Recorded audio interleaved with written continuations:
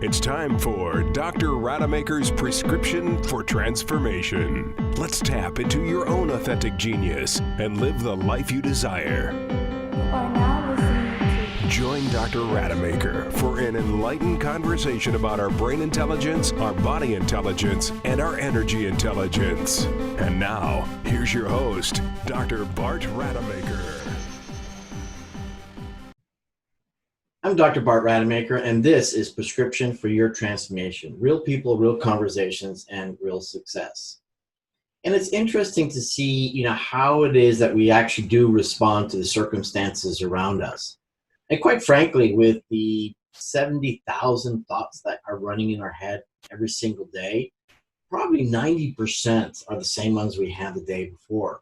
So what does that really tell us? It tells us that we're pretty much an autopilot. We get triggered and we react, and then we ask ourselves, was that really something that I should have done?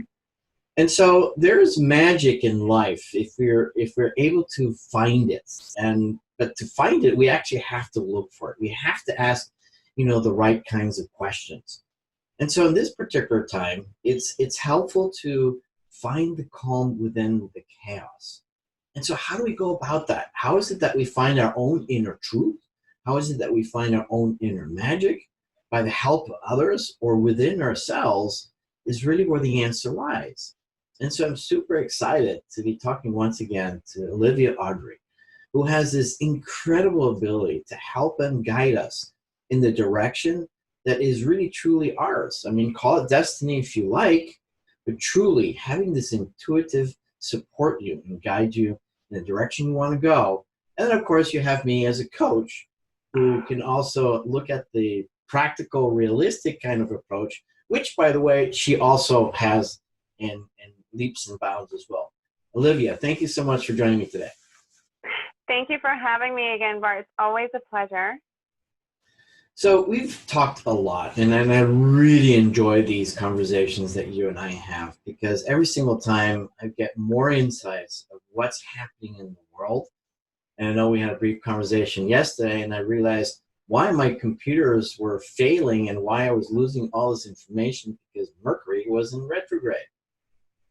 Yeah, absolutely. It has a tendency to influence electronic and all means of communication. So, believe it or not, there are certain times when things like contracts and just basic communications such as emails may be a little bit more waylaid than others. And I think if for no other reason than to cut ourselves some slack, we can always blame it on good old Mercury retrograde.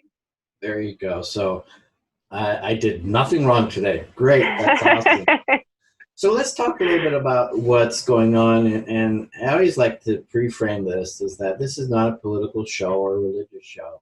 It's really to find the inner magic within ourselves. How do we get in touch with what's really going on inside ourselves so that we can show up as intelligent, I wouldn't say moralistic human beings, because morals are different for everyone. But how can we find our highest self in best service to the world? And so what are some of your thoughts as far as the work that you do and how you get to guide people and how we can find that calm within this chaos?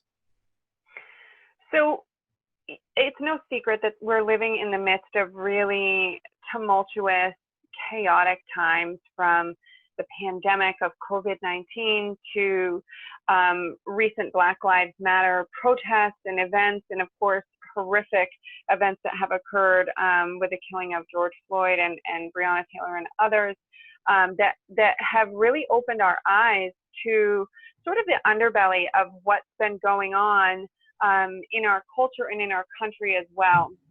And I think for many reasons, COVID did the same thing. It sort of opened our eyes to how healthy are we really as a nation, as a culture, and individually. So this entire time space that we've been in since really January, February, up until now, with no signs of slowing down, has been really about peeling back the layers, sort of looking beneath the surface of what I think for most of us is more convenient that we don't look at or that we don't address.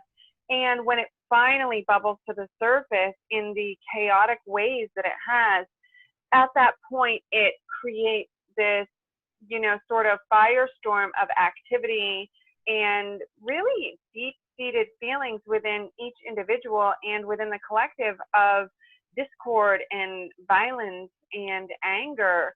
And so for me, I always try to limit my sort of addiction to the media. I don't watch the news. I keep myself informed only by things that sort of float into my orbit and things that I need to know. I live a very encapsulated experience by design. It's not that I'm not empathetic to events in the world and things that are going on, but I truly live my life based on the principle of trust, that if I need to know something, it will find its way into my existence. So I don't go seeking and inviting excess information or digging for information unless it's something that is especially pertinent to me or people that are important or close to me or that I'm working with. So that is one step that I take to, that's my number one overall filtration system, is that I don't go looking for excess stimulation in the form of media. Because as we've been shown, everyone has a different opinion, and it's very similar to going to the doctor. You may think you're receiving a diagnosis. What you're really receiving is their opinion of what they think is going on with you. Another doctor may have a completely different opinion, and the only thing that makes it resonate as truth is how you decide to proceed with that information. I mean, is that correct? In your career in medicine, someone comes to you for an opinion, and they go to somebody else for an opinion. You may have differing opinions, and ultimately what decides the course of action is what the patient themselves decides to do with the bits and pieces of information that are given to them. And the media is no different. So we're given this stimulus, be it false or true, and then from that, we decide to take that into our own consciousness and sort of pick apart what we feel is true, or at least that's what we should be doing. And I think one of the biggest triggers for many of us right now is that sort of filter is no longer working, that we're simply onboarding and accepting everything that's being fed to us from a variety of different sources, from, the media, from, what we are witnessing ourselves, from what we have grown up with generationally to be true or been taught. So we're breaking a great deal of paradigms at this time, culturally, but within ourselves. So that's my first step, is that I really limit how much media I'm absorbing throughout the day, because it doesn't enrich my life typically in any way, shape, or form. And I will tell you that if I do go searching for media, it's typically videos of puppies or married couples that have been married 70 years, or something that's going to uplift me and going to, change the course of my day in a positive way. I think it boils back down to that, pivot point that we've discussed so many times. Are you living your life by design, and you know that you are in control of the direction that your day and your life is going, or do you feel that you're a victim of circumstance? A lot of what we're seeing right now with destruction and violence and hatred is coming from people that are operating under the belief that they think that their life is sort of, that they are involved in this circumstance. And for some people that may absolutely be true, but there's also a way to shift the prerogative of an individual's life, destiny, what have you, as well as how we view these issues as a society. Everything is totally contextual. And I think sometimes what happens in the midst of so much uncertainty, that we gravitate to something that we believe is going to give us that certainty, and that's where the danger lies. When this massive information from all sorts of areas, if you're not effective enough in verifying the quality of the information, you can be misled. And so in my world as a coach, the only victimization that I see is that we're victims of our own misconceptions. The reality is what the reality is, and we can't argue against that. This is a phrase from Byron Katie. When I argue against reality, I lose, but all the time, which is great. And so we must be seekers of what is real, and also what is contextual in time and space. What I found growing up, because I grew up in 5 different countries, what was right in one country was absolutely wrong in the next. And so I lived by that awareness and just accepting, what's happening around me, how people have different points of views. And all I needed to do is kind of respect that. Also, as a coach, respecting the process by which we process information and interpret it, and how it sometimes can be of disservice. And so I agree with you, 100% is that, and Jim Rohn said this effectively, stand guard at the door of your brain. Be mindful of what it is that you're allowing in, but also let's be mindful of what's in the brain already. And unfortunately, with so much uncertainty, so many challenges, people are in a space of fear, of scarcity, of frustration, anger, sadness, depression, whatever that is. And so they're just doing the best they can with the resources that they have. So ultimately, we always have to ask the question, what's my role in this? What's my work to do? I learned this from my own coach. What's my work to do? What's their work to do? And how is it that can show up in the best possible way? And also the reason for the series is that, how do we tap into the collective wisdom and generate a space of collaborative or generative collaboration? Rather than just pointing fingers and rather than acting impulsively, how can we actually work together and listen to each other and learn from each other? I mean, this is where diversity, I think, is so important. I mean, sometimes we're fighting against diversity and differences.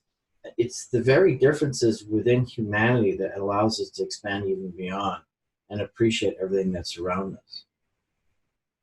Absolutely. And, as you were talking, I was just thinking that, everything that you're saying is really so in line with what I've sort of been considering myself recently. And that is that at the basis of all of this that is, really swirling around us, that is occurring and things we are constantly exposed to in the media, and even with our own two eyes, at the base of it is coming from people who have not felt heard, or who do not feel heard, or who do not feel validated, or that they are within their own power.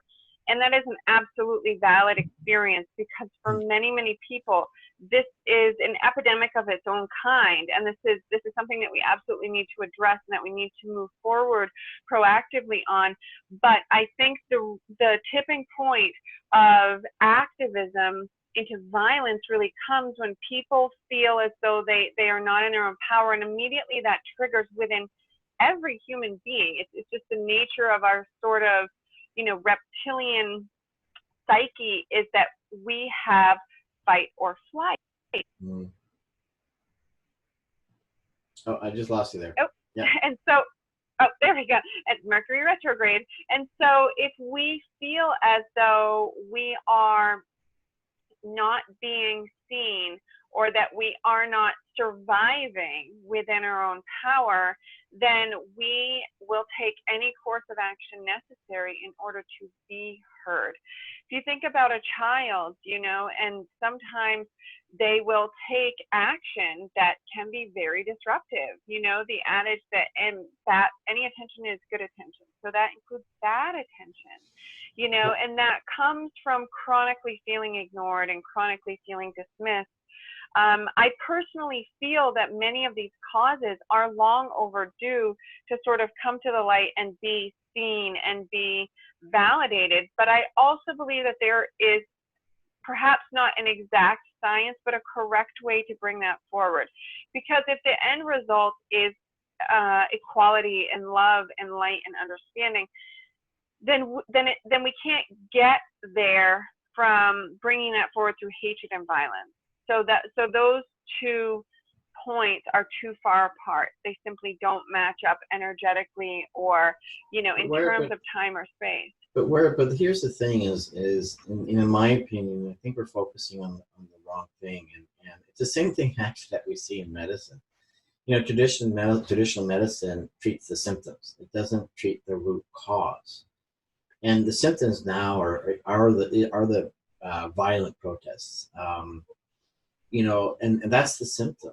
I mean, we really have to look at the underlying cause and the spawning of this aggression, as you say, is because people are at their wits' end. This is the last resort.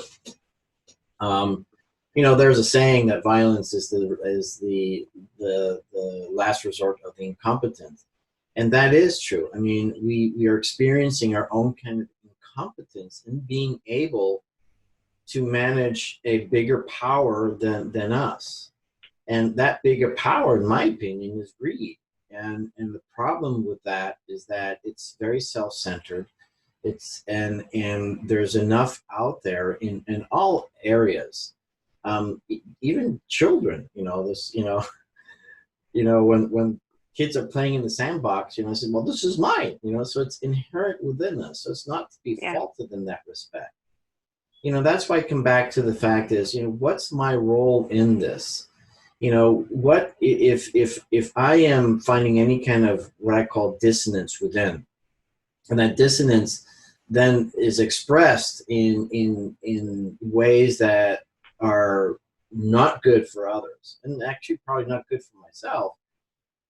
As Byron Katie states, any pain that we experience, and greed, in my opinion, is pain, by the way. With any kind of pain, that's a signal for us for our work to do. And so how is it that we can then show up in recognizing these elements, these behaviors of ours that are a disservice to anyone else? That's our work to do. And the way that I perceive the things that I do is in these three questions. Is it good for me? Is it good for others? And does it contribute to the greater good? And if I score well on all of them, then I know I'm on the right track. And if more of us could just do that and not live in this place of scarcity and fear, even uber successful people, I mean, look at these billionaires at times, incredibly successful, but they live in the space of scarcity and fear that drives them to do what it is that they do. So for us, in our process of reincarnation, if you will, it is to find that wholeness. And that is our job to do. And again, with people like you and great coaches, we can attain that. Well, I think that ultimately that's why we're all here, and I think that's why we're all here at this time. We've spoken about this. Nothing is an accident, and even the landscape being what it is currently, and people really feeling very dismayed by what's going on, and sort of feeling like our country's in a decline. I look at it the opposite way. I think it's really giving way for this rebirth process of something that is better and something that is going to be a more even distribution of power and authority, and hopefully, many, many things such as healthcare, such as, wealth availability. I think that this sort of has to happen, and it's an absolute birth process. And with that birth process, unfortunately, you have contractions to move that baby along, but the end result is very, very worth it. But, if we're comparing it to that biological process, one of the things that you always hear, doctors and midwives say to mothers as they're birthing these babies or birthing this new experience is, to try and flow with it.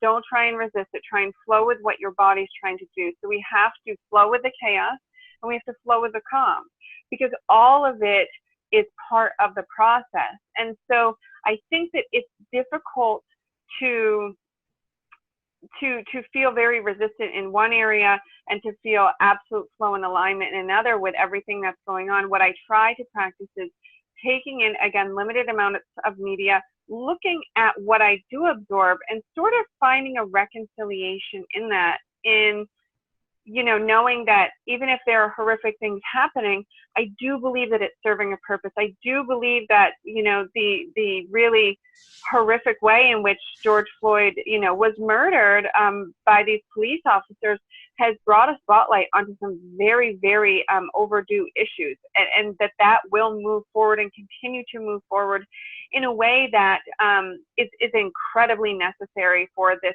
country and worldwide as well. But I think that is, again, that's a contraction into a bigger birthing process of our country, because, you know, this status quo that we've been living in for a long period of time that I think we all described as normalcy really was not a healthy normal, and normal really wasn't working. And so I think that what I observe is that people find themselves on what seems like very different ends of the spectrum. So if you're not protesting, then you must not support the movement. And if you are, you know, if you're aligning with mask wearing, then, you know, you're not standing up for individual rights. So I try to embrace every perspective. I don't align with everyone's perspective, but I hold space for it. And essentially that means that I'm honoring each individual's right to have their opinion and their perspective. I will personally choose to do and take specific actions on the things that I feel aligned with, and I would encourage others to do the same.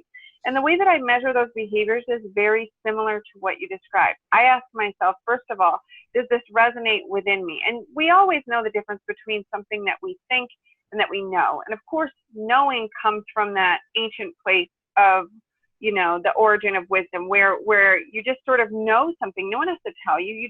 You know who you love. You know the sky is blue. You know what favorite foods you like. It's a deeper understanding and resonance than a cognitive process of thinking through the pros and the cons. So I ask myself, does this resonate in my truth? Does this feel like truth to me? And I don't need to know if it feels like truth to anybody else. Then I ask myself, as you do, is this good for me? Is this healthy for me? Does this not only serve my self-interest, but will I be at peace with this action or this behavior 6 months from now, a year from now, 5 years from now, 10 years from now? And that's really the long game that you have to play, because I think that with the current climate being what it is, it's very easy to get enraged at things that are going on. And, you know, I think that in an age where women have been suppressed, African Americans have been suppressed, you know, minorities have been suppressed in this country. I think that has been going on so chronically that anger is typically the first emotion. And I think that that's what we reach for. It's a very primalistic thing. It's very natural. But honor your anger, but understand that anger is really sadness in disguise. So honor your sadness as well.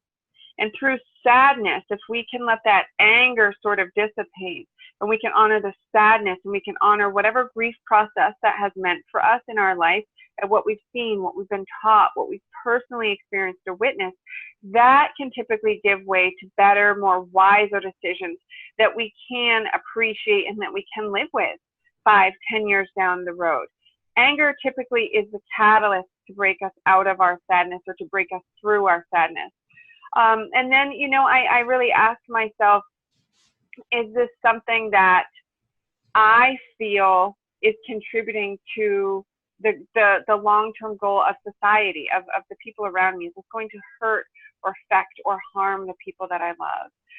And in those moments, I really try and take the blinders off as much as possible, because it is an interesting thing that when we feel a sense of injustice, or when we feel a sense of discord, we immediately try to match an action, or we try to match a behavior or a policy.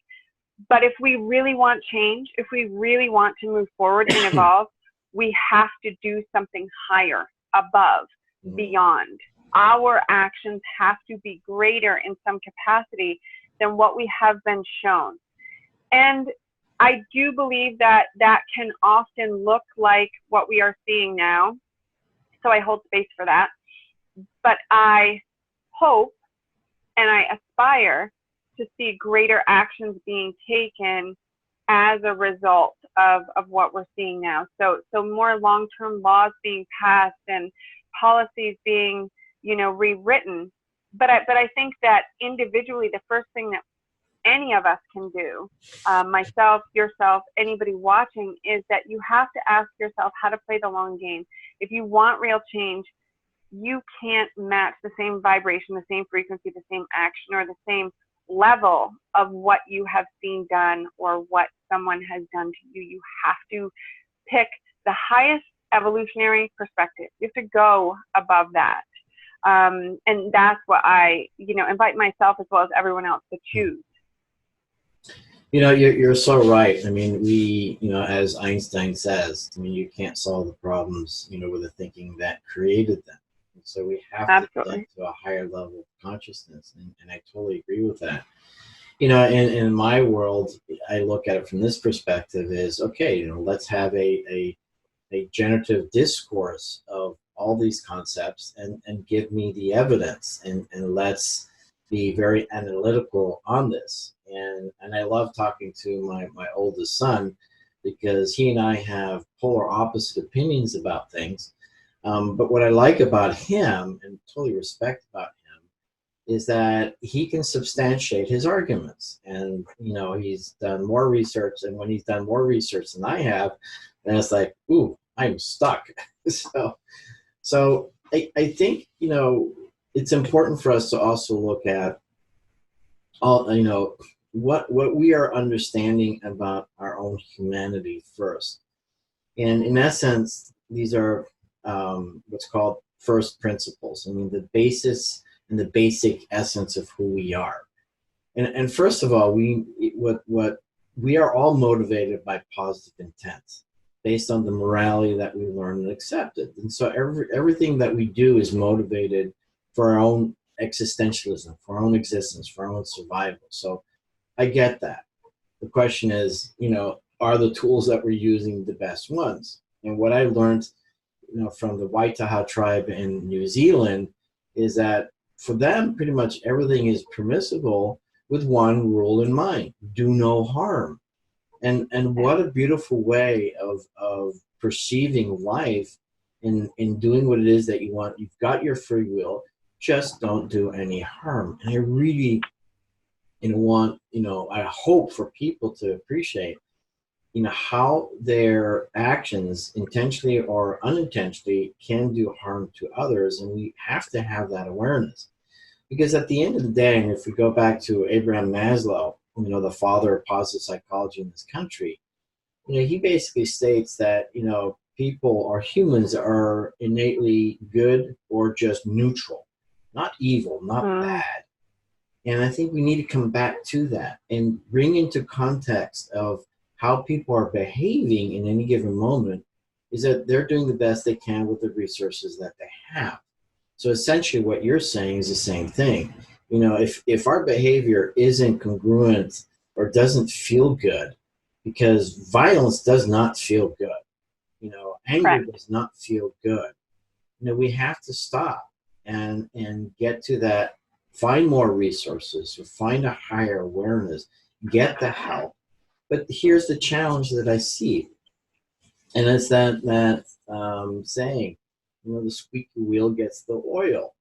And so when you have smart people, who are calm and peaceful and want to have positive discourse, oftentimes it gets on deaf ears. Look at the media right now. I mean, are they going to advertise, firemen getting the cat out of the tree, saving the cat out of the tree, or there's a doomed hurricane on the horizon? I mean, they sell papers based on what's wrong versus on what's right. And so that's the big challenge that we have today. But if we persist, and I think with this time of COVID and reflection and awareness that the status quo is no longer acceptable, but also recognizing that, where is it really coming from? And so when you meet people on the street, as you said, don't automatically disregard their humanity because they have a different opinion than yours. Absolutely. And I think that one of the benefits of COVID and all of the events that we're seeing is that it's inviting us to step into our own power Mhm. And I remember, you know, when I was first starting my career, and my focus was on nutrition and education and all of these things. And it was really sort of a fringe concept at that time for the mainstream, and maybe it still sort of is. But I remember talking about chemicals that were in a lot of common foods that the American diet, includes. And growing up with this mentality, and even hearing it from my parents of, if it was bad for you, they wouldn't sell it. So I had to talk myself out of this whole mentality of, yeah, they absolutely actually would sell it. And it's sort of, we have taken ourselves out of the driver's seat of, well, if it's on the shelf, it must be good for us, and if it's on the media, it must be true. And all of these things. And what that's fully done is that's taken away our own convenience of decision making and being in our own personal power. And so I think a lot of us have been dormant in that for a very long time. We see it all the time in medicine where, you go to the doctor, you say, I have XYZ symptom, and they go, okay, you've got a pill for that, and then we don't have to do the thought process. We don't have to do the homework. We don't have to tap into our bodies. And there's this veil that occurs where we're actually not fully integrated and fully living our own life, and being persistent and engaged in all of the ways that we're really meant to. So I think, of course, it can be fearful for people when they start learning that not all the foods that are on the shelf are good for you. Not all of the media is true. And you do have to make your own decisions, because ultimately you are in the driver's seat of your own life. When there's been a dormancy collectively for such a long time in that, of course, that can be a fearful process when people start waking up to that. And, as I always tell people, spiritual awakening, life awakening, whatever it is does not look like sitting in lotus position and getting this epiphany. It's a messy, stress-filled sort of chaotic cycle in and of itself. So if we look at that on a larger scale, this is sort of the earth having its own awakening process, but all at the same time. And so, of course, fear is going to be the first emotion that people reach for, because it is unknown and because it's something we haven't been forced to use for a long time. It's like when you're trying to get back into the gym and you start using muscles and they get really sore and they start screaming at you because they've been dormant for a long time. You haven't called upon them. You haven't called upon this wisdom or this power for a really long time, but it's here now. And the invitation is, what do you want to do with it? Turns out your voice does matter. Turns out you do have power to influence things. And we do even more when we group together. But let's make sure that we're doing that from the most centered perspective possible. Yeah, and it's a collective perspective. It's a collective where we're all humans. We're all on this earth. We all have to work together. And we have to find a means by which, that can happen. And, you talk about power, and I absolutely believe that, in tapping into our absolute best version of ourselves, to be the most powerful version of ourselves, to deliver the most powerful service, to the world. And what that really looks like, I call it, generative empowerment versus just an empowerment to destruction. Destruction has its place in certain, ways, insofar as like the Navy SEAL mantra, you got to break everything down before you can build it up again. And the status quo that has happened, that starts decaying. And we've seen this over and over and over again in societies. It's nothing new. It's just the human experience. It's not right. It's not left. It's the human experiences. Look at the Roman Imperium. I mean, how that decayed. And then, prior to that, civilizations have decayed. And we've seen it in Mexico. We see it everywhere. And so you're right. This is an inevitable process. It can't be blamed on a specific mindset or context. It's just the role that humanity plays as we begin to evolve. And hopefully, we constantly are, becoming more enlightened. And I'm going to borrow a phrase from Tony Robbins. Enlightenment is not going to come from you sitting on top of a hill, meditating all day. Enlightenment comes in when you're in a relationship with someone else who's got different opinions than you, and you're head and head on knocking on things, and you learn, well, that's what our lives are all about. And so, what's wrong is always available to us, but also so is what's right. And so, do you want to be the victim of circumstance, or do you want to be the creator of circumstance? And yes, some things are out of your control, but it was you who decided to be in this car at this time, and then you got into an accident. That's fate, if you want to call it, but it just as well as I do. It's how we decide what we're going to do with that makes us, the best version of ourselves. Absolutely. And I think that this is the ultimate invitation of how do we want to decide to be that best version. What does that look like? And so I would encourage everyone to do the simplest form, make a list. How do you want your life to not just look, but how do you want it to feel? Do you want to feel angry when you are sitting at home and you're alone with your thoughts at night? Do you want to feel inspired? Do you want to feel activated, or do you want to feel aggravated? I mean, they are, they are opposite ends of the emotional spectrum, but as you said, they're both available to us. So it depends on which end of the stick you want to look at. And that decision is ultimately, entirely, and always in your control. And that's not asking anyone to look at a bad event and try and paint it in a positive light, but understand that the bad event is also part of the beautiful event.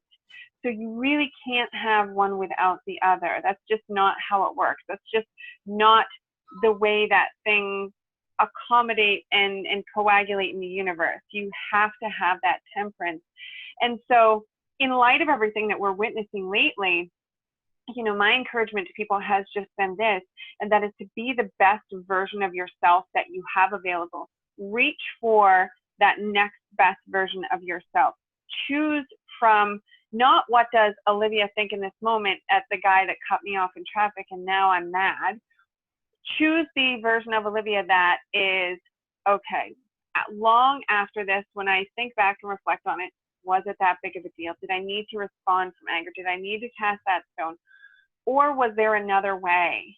Because if there's one thing that Buddha taught us is that, from that stillness and that silence can affect great waves of change. So, we can always choose, not just who we want to be in this moment, but who we are in this moment has that butterfly effect of who we are 5 years from now, and what percentage of us, we are going to take with us. Or are we going to continue that aspect of myself? Am I going to shed a light on that angry part of myself and therefore allow it to grow bigger? Or do I actively, consciously, want to integrate a more kind and loving version of myself?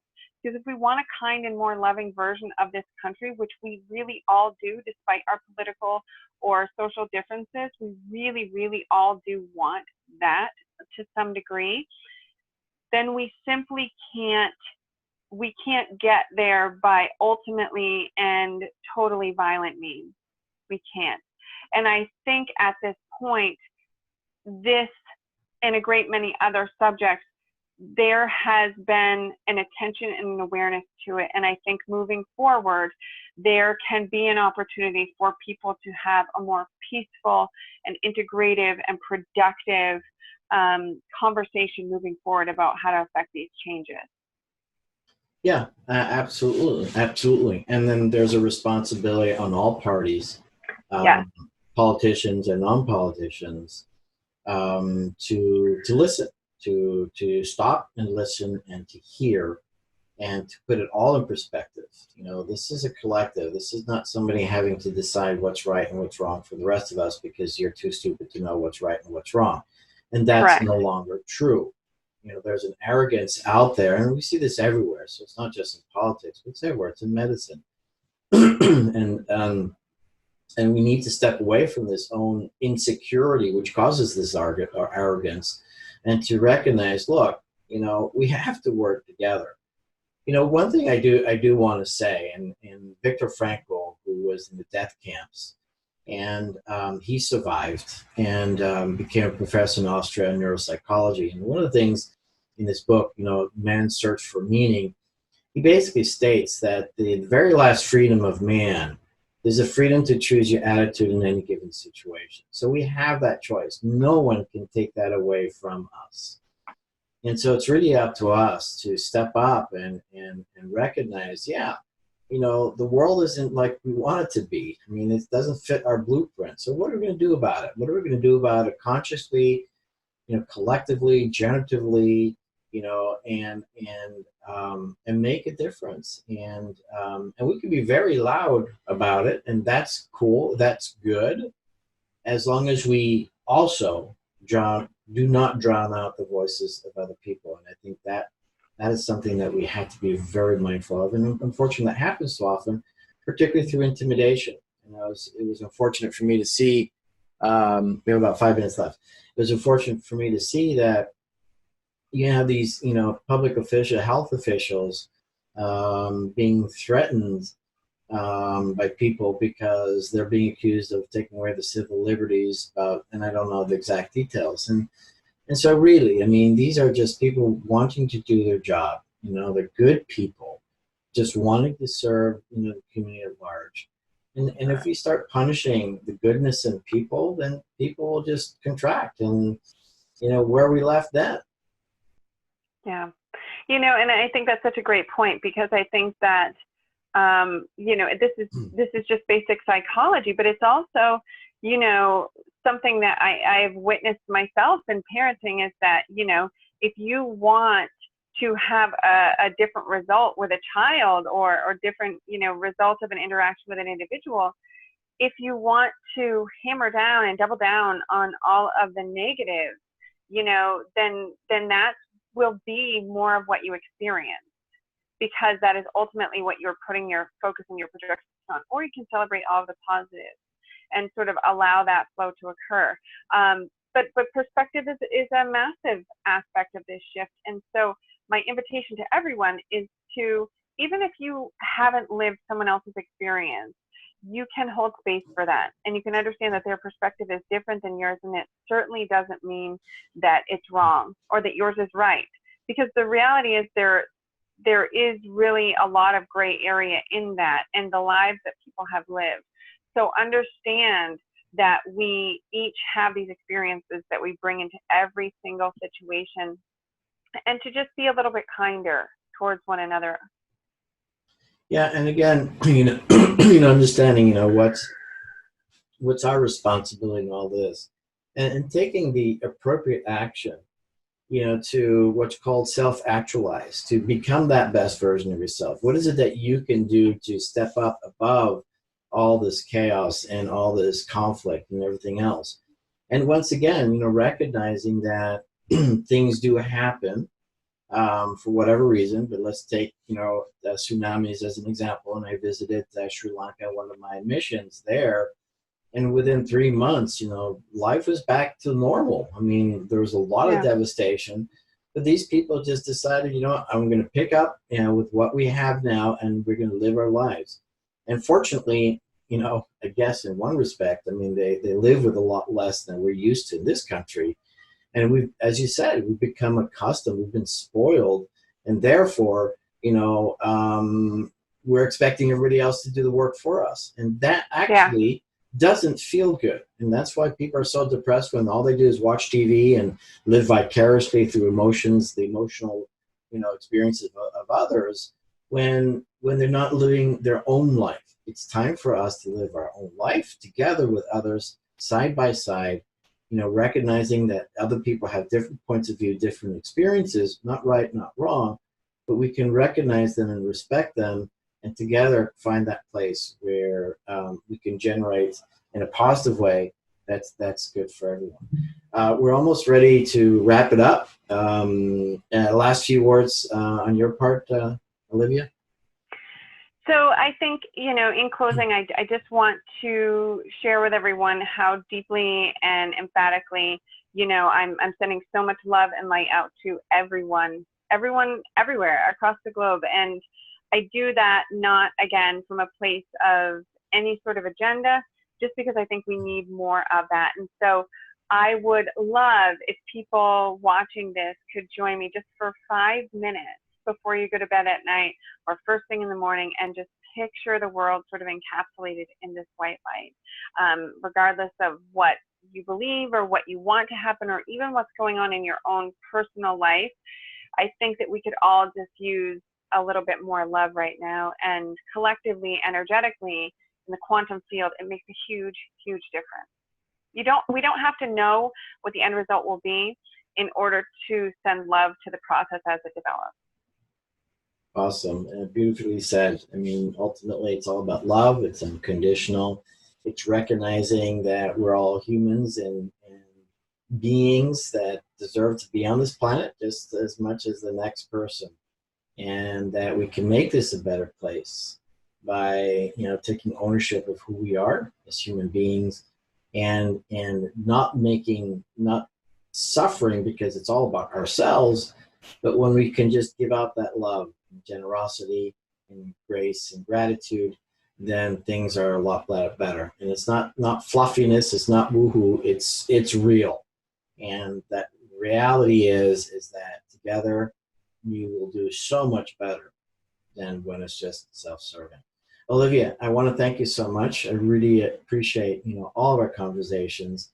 And this is Prescription for Your Transformation: Real People, Real Conversations, Real Success. I am Dr. Bart Rademaker. And this is really about tapping into the collective wisdom to create a space for generative collaboration where we can all come together as beautiful beings, somewhat confused at times, on all sides. And let's, find that calm in the chaos and find the wisdom so that we can save our planet. Olivia, thank you so much. Thank you, Bart. Take care. Thanks for joining us on another episode of Dr. Rademaker's Prescription for Your Transformation. Continue the path towards discovering your own authentic genius by tuning in next time for more real conversations with